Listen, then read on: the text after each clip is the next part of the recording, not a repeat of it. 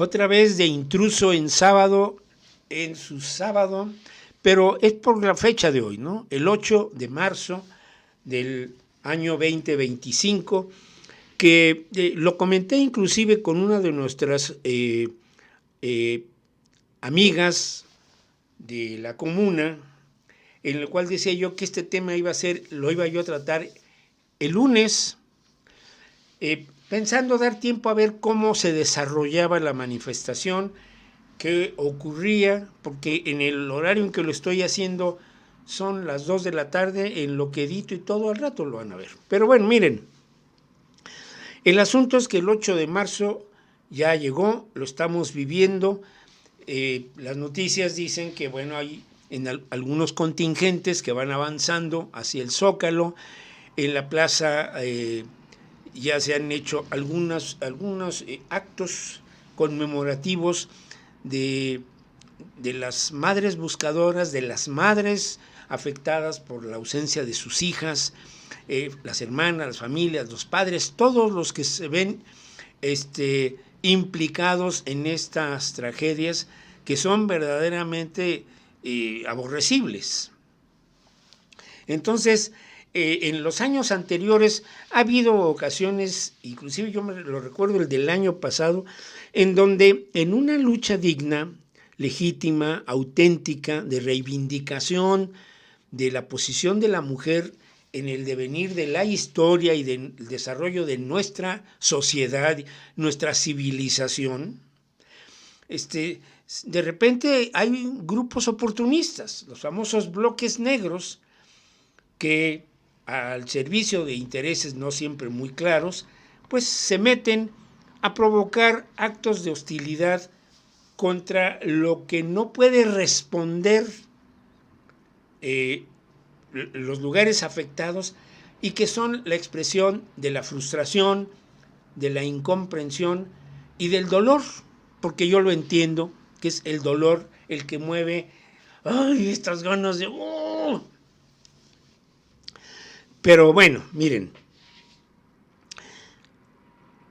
hace algún tiempo yo fui testigo de algo que ocurrió, pues una situación así de trágica, pero no tenía que ver con un homicidio o con un femicidio, tenía que ver con un accidente aéreo. Y dije yo, la gente que pierde a un familiar en esas circunstancias, seguramente se queda en la agonía interminable de decir qué fueron sus últimos pensamientos, qué tanto se alarmó, qué tanto tuvo conciencia, qué pensó, qué dijo, cómo se sentía.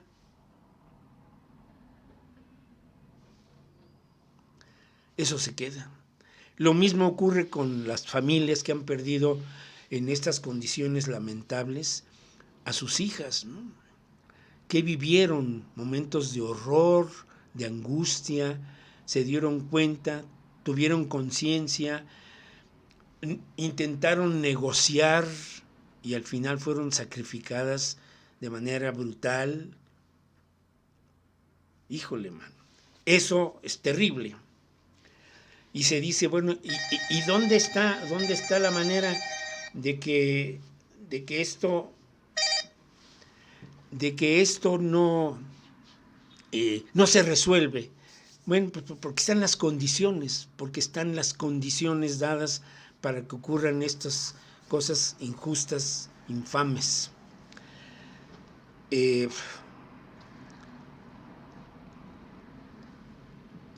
¿Cómo ocurre? ¿Cuál es el momento en el que hay este giro espeluznante donde parece ser una estrategia de venganza o de revancha de grupos de hombres machos atormentados por sus propios complejos, de tomar a las mujeres, no importa la edad, como el recinto en el cual pueden convertirse en las bestias que terminan siendo? ¿En qué momento? Y de ahí estas manifestaciones. Yo veo hoy pues un templete donde hay una consigna que dice, no llegamos todas. Eso es un reproche, ¿verdad? Eso se entiende que es un reproche a la presidenta Claudia Sheinbaum Pardo, que dijo, no llego sola, llegamos todas. Y esa reacción, decir, no llegamos todas, bueno, claro, faltan las desaparecidas, faltan las víctimas, faltan las personas que fallecieron en condiciones totalmente pues injustas, pero la convocatoria a la inclusión, a la participación, está abierta y dejémosla que así marche. Vamos a ver qué ocurre con la marcha de hoy. Hasta ahora parece ser que todo está con algunas manifestaciones, pero monitoreado con respeto al derecho a manifestar y que tengamos presente que las cosas deben mantenerse en orden, pero sin callar la voz. Pero todo esto, un pequeño recuento, que lo comenté el año pasado y que tiene que ver con la proclama en 1975, fíjense, del Día Internacional de la Mujer, hecha en la ONU. Y 2 años después, en el 77, ratifican que el 8 de marzo de cada año deberá conmemorarse el Día Internacional de la Mujer. Y yo me pregunté, ¿por qué el 8 de marzo? No sé, bueno, y quise ver el origen del 8 de marzo. Ya, esto ya apareció en un programa que grabé el año pasado, y luego, si a alguien le interesa, le digo cómo verlo. Es en otro lugar, tal vez tiene algunos problemas de audio, pero el documento marchó bien y creo que lo que dije ahí está bien. Y voy a tomar una síntesis para mencionarlo ahora. Miren, para sorpresa mía, fue en Moscú durante los últimos días, o prácticamente el último día de la dinastía Romanov, que había pues mandado en el Imperio Ruso, Nicolás II, el 24 de febrero de 1917, firma la abdicación a su corona. Y entonces se desata una lucha de facciones para a ver quién se queda con la responsabilidad de seguir adelante con el país. Esa lucha la va a ganar Lenin y el régimen bolchevique, que establece la creación de la Unión de Repúblicas Soviéticas Socialistas, la URSS, que desapareció en el 89 del siglo pasado. Bueno, ¿a qué viene esto del 8 de marzo? Porque el 24 de febrero de 1917, que es la firma que les estoy mencionando, la Rusia zarista se regía por el calendario juliano, pero al cambiar el régimen político, el marco ideológico y la declaración de principios que establecía un nuevo contrato social, se determinó que la URSS se iba a arrimar al calendario gregoriano, que es el que se usa casi en todo el mundo. Nosotros nos regimos por el calendario gregoriano. Y entonces, en ese cambio, apareció el 8 de marzo como el día en el que un grupo de mujeres habían iniciado el primer movimiento socialista en la historia de Rusia. Sin embargo, ya en 1907 en Copenhague ya había habido un movimiento feminista, se decía movimiento de derechos de las mujeres. el término feminista es más cercano a nosotros. Era en Copenhague un congreso de mujeres también peleando por la igualdad, por que tuvieran derechos, porque pudieran asistir a la escuela, poder educar, no nada más depender del hombre y no nada más estar ahí para aumentar la población. Y bueno, se van a dar en distintos lugares. En 1916, fíjense, un año antes de lo que acabo de mencionar en Moscú, en Mérida, en el Teatro Peón Contreras de la ciudad de Mérida, hay el primer Congreso Nacional de Mujeres Socialistas de México, en Mérida, Yucatán. Y ya había habido en los movimientos, las sufragistas, siempre las mujeres puestas a un lado, ¿no? Cuando Lincoln hace su declaración de Gettysburg, menciona que ya no habrá esclavos, y desde luego no dijo, y tampoco esclavas, porque no había en ese entonces la necesidad de hacer una separación de géneros, y cuando se hablaba de todos, nos referíamos a todos. De un tiempo para acá, ustedes lo saben, hay que decir todas y todos. ¿Correcto? Bueno. Entonces, estos movimientos se fueron cada vez haciendo más poderosos, porque en 1912, nada más de pensar en esa fecha sí calienta, sí duele. En Nueva York, en una fábrica, de un taller de confección de camisas para caballeros, hubo un incendio y murieron 149 mujeres. Que los patrones no querían que salieran o que entraran a distraerlas porque estaban chambeando.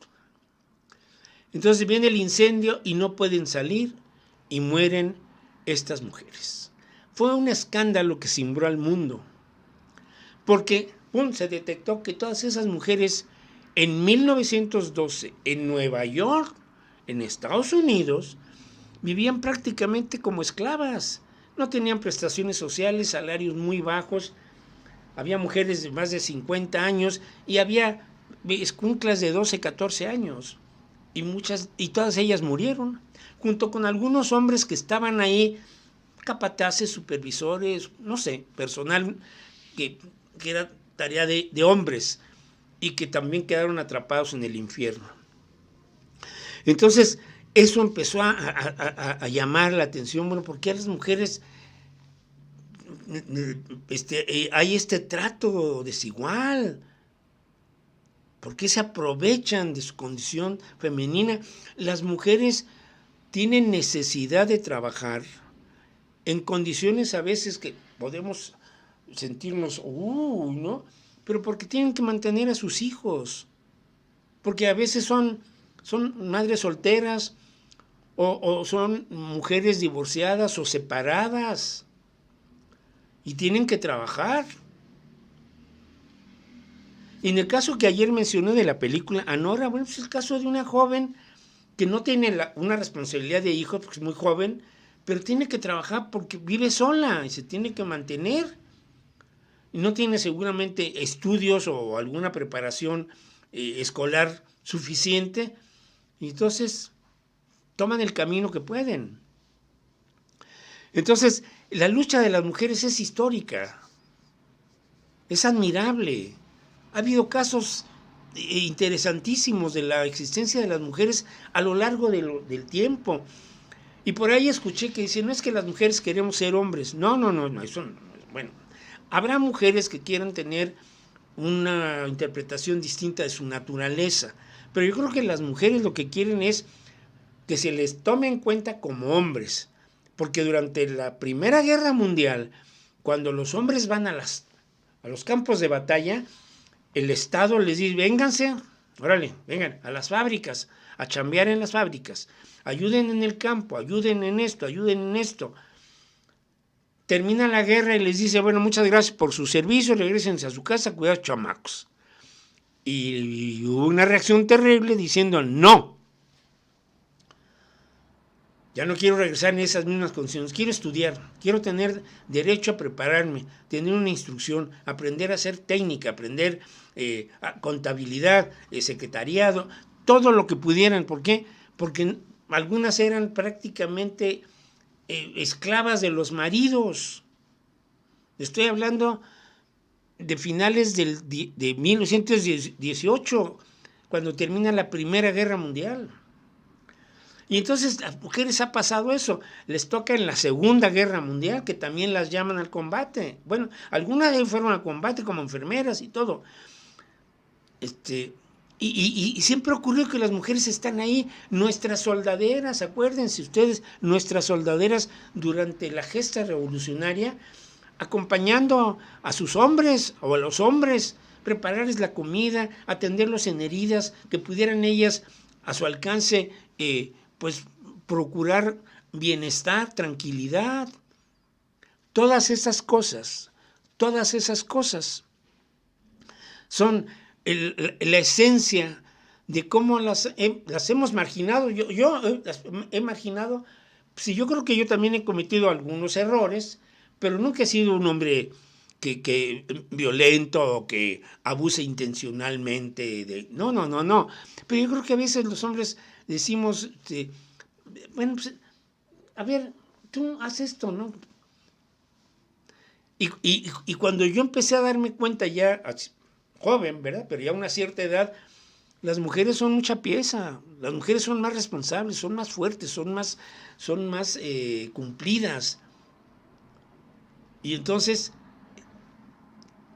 empezó a haber un giro en relación al famoso patriarcado, que eso hay que desmantelarlo, y la reacción ha sido la violencia misógina contra ellas.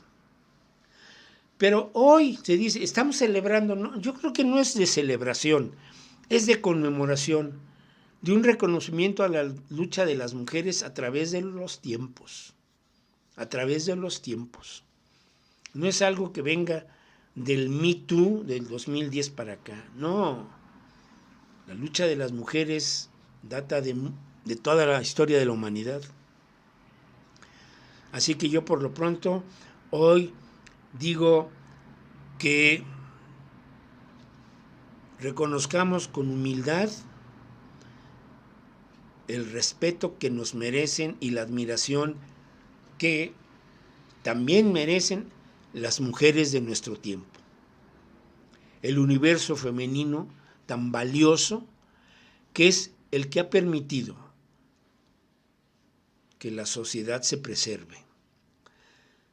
Y cuando ayer vi una encuesta en la que dicen que el 20%, el 19-20% de los hombres consideran que las mujeres no están ni deben estar a cargo de trabajos importantes, ese es un mensaje a la presidenta de México.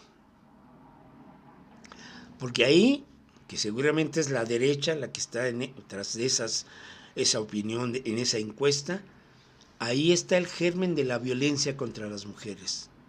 Las mujeres deben ser mujeres, deben estar en la casa, obedeciendo al marido. No, señores, ustedes, como yo, aprendamos, maduremos y caminemos respetándonos. Las mujeres merecen nuestro respeto, nuestra admiración, nunca más violencia contra ellas. Bueno, eso fue mi 8 de marzo. Ahí estoy y nos vemos el lunes para hablar de lo que va a ocurrir mañana, que es esta concentración en apoyo a nuestra magnífica presidenta Claudia Sheinbaum Pardo. Nos vemos el lunes, buen fin de semana, se portan bien.